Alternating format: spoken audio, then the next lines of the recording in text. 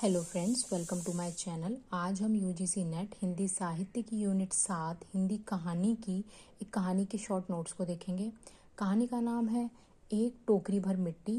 इसके लेखक हैं माधवराज प्रे और इस कहानी का प्रकाशन 1901 में छत्तीसगढ़ मित्र पत्रिका में हुआ था और कहीं पर ये 1900 भी इसका प्रकाशन वर्ष मिलता है। इस कहानी के पात्रों में है वृद्ध, विधवा जो मुख्य पात्र है, गरीब और अनाथ है, जमींदार शोषित वर्ग का प्रतीक है जो विधवा की झोपड़ी को हड़प लेता है, वृद्ध विधवा का पुत्र पुतोहु यानी कि बहू और पति है जो इन तीनों की मृत्यु हो चुकी है, यानी पुत्र पुतोहु और पति की मृत्यु हो चुकी है और विधवा अपनी 5 साल की पोती के साथ इस झोपड़ी में रहती है। कहानी का सार देख लेते हैं।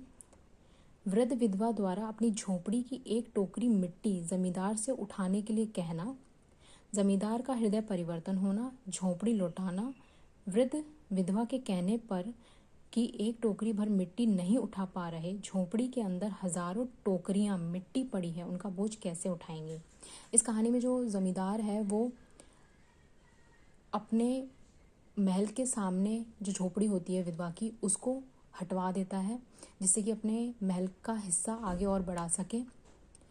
तो जब उसकी झोपड़ी ले ली जाती है तो जो उसकी पोती है वो खाना पीना सब छोड़ देती है। तो यहाँ पर विधवा जमींदार से प्रार्थना करती है और अपने झोपड़ी में से एक टोकरी भर मिट्टी लेने के लिए बोलती है कि इस मिट्टी से मैं चूल्हा बना लूँगी जिस पे रोटी बनाकर उसे खिलाऊंगी तो शायद खा लेगी।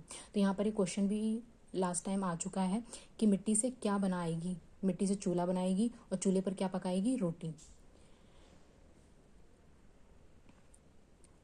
ये कहानी वर्ग भेद पर आधारित बहुत छोटी कहानी है और कर्तव्य श्रेष्ठ कहानी है, तो ये याद रखने वाला पॉइंट है।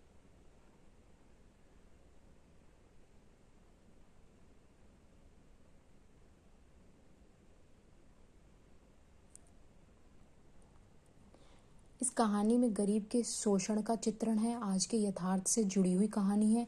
इसमें जमींदार का अहंकार, स्वार्थ का चित्रण है।